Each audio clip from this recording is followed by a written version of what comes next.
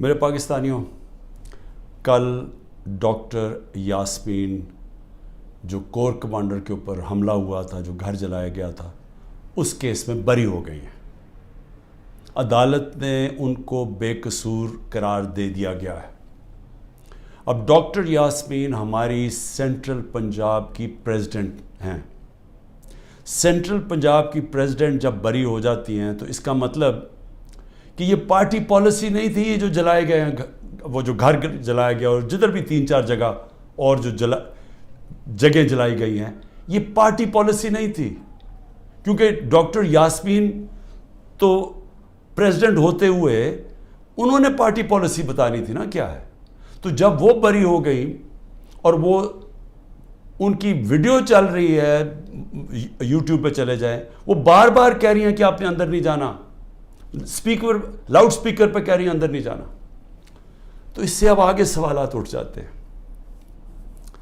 کہ کیا یہ جو لوگوں کو اندر ڈالا گیا، 10,000 سے زیادہ لوگ جیلوں میں ہیں، کیا یہ ایک پری پلان ایک منصوبہ بنا ہوا تھا کہ اس کی آڑ لے کے یہ جو کور کمانڈر کا گھر ہے اور یہ جو اور جگہوں پہ آگے لگی ہیں، ان کی آڑ لے کے ساری پارٹی کو بین کرنا تھا؟ ساری پارٹی کے اوپر جس طرح کا اس وقت ظلم و تشدد کیا جا رہا ہے، کیا یہ پہلے سے پلان تھا؟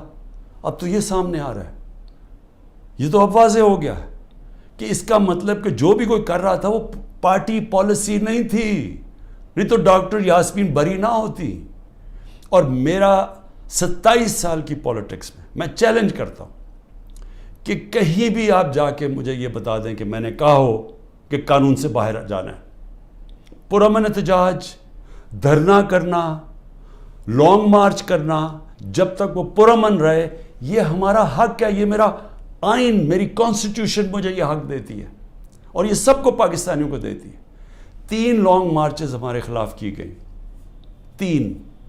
بتائیں کتنی FIR کٹی، کتنے لوگوں کو کتنوں کے گھروں میں گھس کے ان کے دروازے توڑ کے اندر جا کے لوگوں کو جیلوں میں ڈالا گیا، کتنوں کی مار پٹائی کی گئی، کتنوں کے اوپر ٹیئر گیسنگ کی گئی۔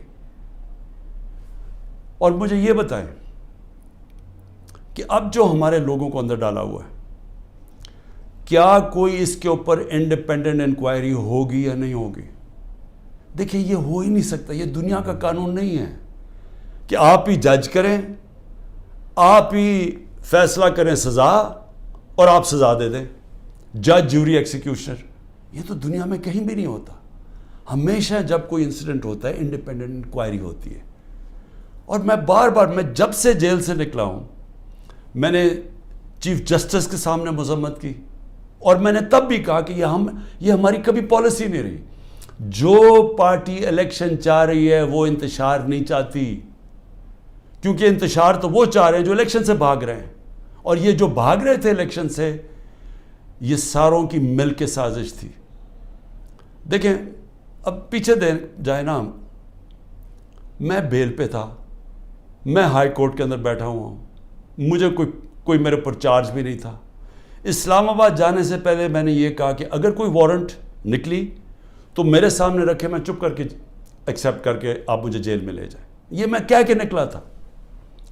پھر کیا ضرورت تھی کہ اتنا بڑا ایک کمانڈو سٹائل حملہ ہوتا ہے، شیشے توڑتے ہیں، لوگوں کو ڈنڈے مارتے ہیں، جس طرح کے وہ بیچارے وہاں کام کرنے والے جو رجسٹری آفس میں تھے ان کو ماریں پڑتی ہیں، کمپیوٹر توڑ دیتے ہیں، شیشے توڑ دیتے ہیں، اور مجھے ایک دہشت گرد کی طرح پکڑ کے لے کے جاتے ہیں، جو ساری دنیا میں وہ چلی جاتی ہیں تصویریں۔ تو اس کا بعد تو رد عمل آنا تھا۔ تو اب میں یہ سوچ رہا ہوں کہ کیا یہ جان کے کیا گیا تھا؟ کیونکہ مجھے آرام سے بھی پکڑ سکتے تھے، مجھے پولیس بھی پکڑ سکتی تھی، میں ہائی کورٹ سے باہر نکلتا تب بھی پکڑ سکتے تھے، میرے ساتھ تو کوئی لوگ ہی نہیں تھے۔ تو کیا وہ سارا کچھ کرنا، وہ مار دھاڑ کرنا، کیا یہ منصوبے کا حصہ تھا؟ اور یقین کریں، جیسے ہی میں اندر گاڑی کے بیٹھا ہوں، جب انہوں پکڑ کے لے کے گئے، بڑی میرے سے تمیز سے باتیں ہوئی، کوئی میرے سے برا سلوک نہیں ہوا، وہاں سے لے کے نیب میں۔ تو کیا یہ دکھانے کے لیے سب کچھ تھا جس کا رد عمل آیا اور وہ پہلے سے پلان کیا ہوا تھا، یہ جو سب کچھ ہوا ہے؟ میں پھر سے کہتا ہوں کہ اگر سچ پہ پہنچنا ہے تو وہ صرف ایک طرح کہ ایک انڈیپینڈنٹ انکوائری کی جائے. اور یہ جو ہوا ہے ڈاکٹر یاسمین کی جو بری کیا گیا, اور وہ ہونا ہی تھا انہوں نے بری, کیونکہ ان کی تو ویڈیو چل رہی تھی کہتے کہ اندر نہیں جانا آپ نے, اور روک رہی تھی لوگوں کو, تو اس سے تو بری ہونا تھا. لیکن یہ ہماری پریزیڈنٹ تھی سینٹرل پنجاب کی, سارا سینٹرل پنجاب ان کے نیچے تھا, تو جو بھی انہوں نے بولنا تھا وہ ہماری پالیسی تھی. تو ایک تو میں یہ آج کہنا چاہتا تھا کہ یہ ایک ایسی چیز ہوئی ہے جو سب کو, جو ہمارے اوپر ساروں کو غدار بنا دیا, فوج کے دشمن بنا دیے, یہ سب کو آپ سوال پوچھنا چاہیے کہ اس کے پیچھے کون تھا.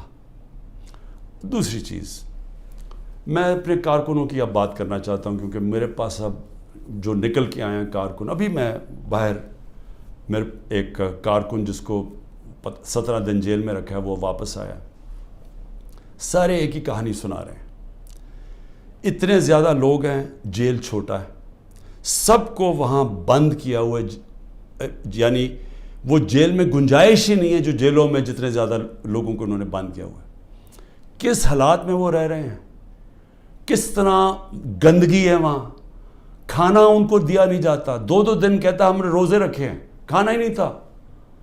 اور پھر ان سے جو سلوک کیا گیا, یعنی ایسے رکھا گیا, یہ پولیٹیکل ورکرز ہے, انہوں نے کوئی کرائم نہیں کی, ان کی ابھی تو کرائم ثابت ہی نہیں ہوئی, اور پھر وہ بتاتے ہیں ہم جاتے تھے ادھر عدالت میں, وہاں سے نکلتے تھے دوسرے کیس پہ اندر ڈال دیا. اب یہ جو آدمی نکلا ہے, یہ صرف یہ کوئی 40 لوگ رہا ہوئے ہیں, 40 میں سے 7-8 نکلے ہیں, باقیوں کو پھر جیلوں میں ڈال دیا. تو یہ مجھے بتائیے کون سا قانون ہے آج پاکستان میں؟ میں یہ سوال پوچھتا ہوں کہ جو بھی آج حکمرانی کر رہے ہیں, کیا ان کو اندازہ ہے کہ یہ پاکستان کو کتنا نقصان پہنچایا جا رہا ہے؟ ٹھیک ہے, تحریک انصاف کو کمزور کیا جا رہا ہے, توڑا جا رہا ہے, لوگوں کو دھمکیاں دے کے چھڑوائی جا رہی ہے پارٹی, گھروں میں گھس جاتے ہیں, اگر وہ نہیں ملتے تو ان کے جاننے والے یعنی خاندان کے لوگوں کو پکڑ کے لے جاتے ہیں. اگر وہاں کوئی گھر میں کوئی نہیں ہے تو ان کے پھر جو رشتہ دار کہیں رہ رہے ہیں, بہنیں رہ رہی ہیں, ان کے اوپر پیچھے پڑ جاتے ہیں, ان کو اٹھا کے لے جاتے ہیں. پھر بزنسز تباہ کر رہے ہیں, جو حماد اظہر کی فیکٹری بند کر دی ہے, اور بھی میں سب کا بتاؤں کہ جن کے ہمارے جن کے کاروبار تھے, کاروبار بند کر دیے. عاطف خان کا کاروبار 100 سے زیادہ لوگ وہاں کام کرتے تھے, وہ بند کر دیا. وہ ایکسپورٹ کرتے تھے چیزیں, وہ رہ گئی بیچ میں. تو یہ جو کیا جا رہا ہے, میں پھر سے یہ سوال پوچھتا ہوں کہ ہم جا کدھر رہے ہیں, یعنی اس سے اچیو کیا ہوگا؟ تحریک انصاف کمزور ہو گئی, تحریک انصاف اتنی کمزور ہوگی کہ وہ الیکشن لڑنے کے قابل نہیں ہوگی. ملٹری کورٹس سیٹ اپ کیے ہیں ایک ہی وجہ سے کہ میرے کوئی بھی کیس کے اندر مجھے سزا نہیں ہو سکتی. سارے میں نے وکیلوں کے ساتھ سارے بوگس کیسز ہیں.